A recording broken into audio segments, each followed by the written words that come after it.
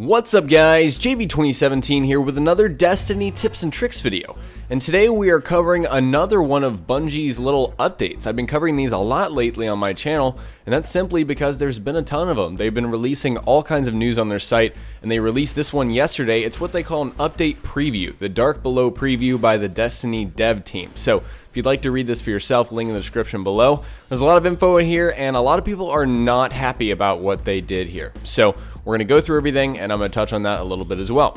So they start us out with a little intro here, basically saying that the Dark Below is coming out in 5 days, December 9th, and it's going to change the world of Destiny and how people play it forever. So that's really ominous. Not really.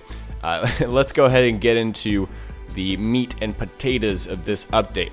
First off, new legendary gear. They're replacing all of the legendary gear that is being sold in the tower by the Crucible and Vanguard quartermasters. That's getting replaced with new gear that has higher attack and defense values. So that means weapons and armor are getting replaced. However, they will still require Ascendant materials for those upgrades. That's energy and shards, and they'll be available to everyone, so you don't have to have the Dark Below. So you'll have these legendaries with higher values even if you don't have the expansion bought yet. And keep in mind that this gear will not be as powerful as the new Crota's End raid gear or exotics. So it's probably going to be between 300 and 323 on the weapon power.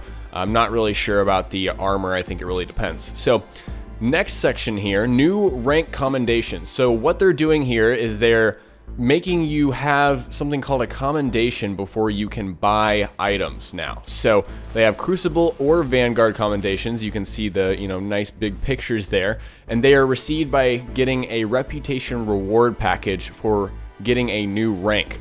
So basically the effect of this is that you have to play Crucible or Vanguard more because you have to actually level up in order to get one piece, because I'm assuming it's going to cost one Vanguard commendation and however many Vanguard marks to get one piece of Vanguard gear.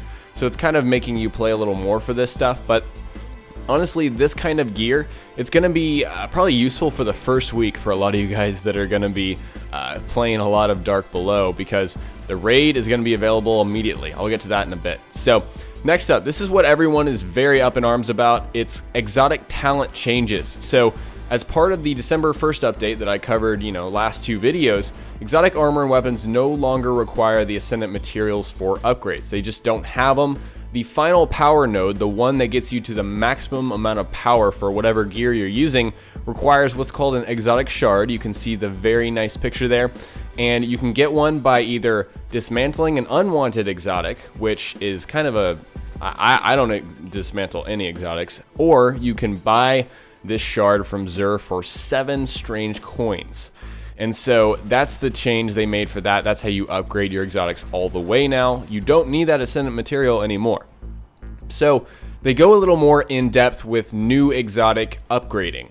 The gist of what they're saying here is that they're updating the attack and defense values of all current exotic armor to be higher. So at its most highest potential, it's going to be higher. Your icebreaker is going to cause like 323 instead of only 300 when it's fully upgraded. And this is how that's going to go down. So starting December 9th, when the expansion actually comes out, Xur is going to offer an opportunity to upgrade that stuff through the Exotic Shard system. So upgrading an exotic in this way will require, like I said, the Exotic Shard, and the upgrade, when you do that, is going to reset the progression invested into that item. So that means you have to completely upgrade your exotic before, then you have to get this Exotic Shard, and then that'll reset your progression, and you have to completely level it up again. That's a lot of work, especially for me, someone who has not completely upgraded a single exotic yet. I haven't, and so that's quite a lot of work. And another thing that people aren't really happy about, each week Xur will possess a selection of upgrades for existing exotics in his inventory.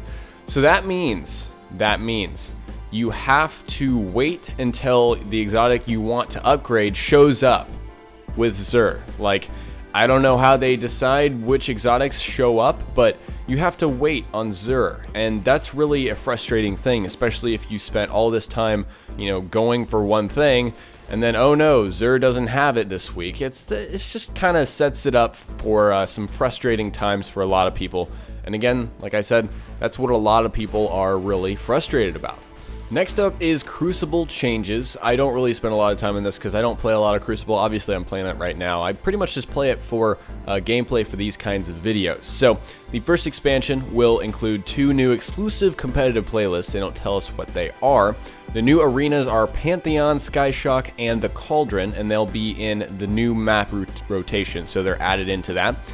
Playlists available in the Director will change week over week. So, apparently they're doing, you know, some more mixing up with the playlists here in the expansion, and they will alternate between 12 and 6-player engagements. So it kind of sounds like they're doing some of the smaller stuff, you know, like we saw with Skirmish, I think is what it's called, the 3v3 mode, and I think they're mixing it into these other modes is what they're saying there. So that'll be interesting.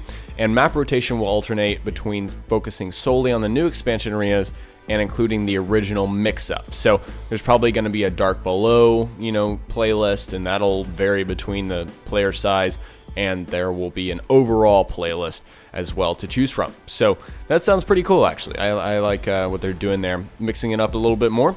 And next up, Heroics and Nightfall changes. So since the light level has been increased to 32, Heroics and Nightfalls will also increase by 2 levels to keep up with the content. So if you're in the, you know, Vanguard, Tiger, Eagle, whatever those playlists are, all of those are being bumped up by 2. So the highest one is going to be, you know, Nightfall 30, or, you know, Heroic Strike 30, and Heroic Story is also going to be 30, I think is what they're saying there as well.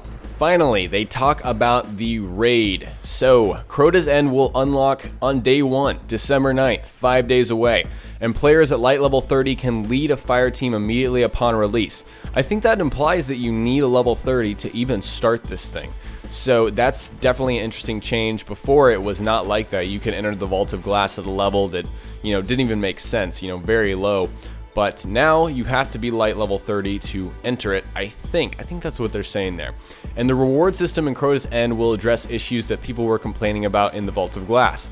Number 1, raid loot will have a higher drop rate. You'll see more raid loot, and they'll also contain a wider variety of potential perks. So it sounds like there's not exactly, you know, certain perks set on certain weapons. It sounds like there will be a variety, so we'll have to see how that really works out. And the weapons and gear from Crota's End will not require Ascendant materials. So Ascendant materials, again, are only for legendary weapons from now on that aren't raid or exotics, obviously. So Radiant Shards and Radiant Energy will be acquired in the raid to upgrade that new raid gear. So you'll probably find Radiant Shards and Radiant Energy in chests and off of bosses as well, is probably where you will find that stuff. Also, you can dismantle unwanted weapons and gear from the Crota's End into those Radiant materials. So if you get a bunch of, you know, raid snipers and you only wanted one, there you go. You could dismantle them for Radiant materials. And the primary weapons, they say only primary, will drop in the harder version of Crota's End, which is actually not even out yet. We can't even access the hard Crota's End raid until sometime in January. So I'm kind of annoyed that they don't tell us exactly when it's out yet, and also kind of annoyed that they don't, you know, have it immediately upon release, because I could be running the raid with my buddies, you know, and beat the normal mode by the end of, you know, the week of December 9th and want to jump into the hard mode. But apparently we're going to have to run the normal mode over and over until hard mode comes out in January, and they may be, you know, making it more difficult, like doing some crazy stuff with the hard mode, maybe even changing up some encounters. That's the only reason I can see them doing this. So there's a lot of info, way more info than I thought it was going to be. But guys, let me know what you think about this, especially the exotic changes. So many people are really up in arms about it.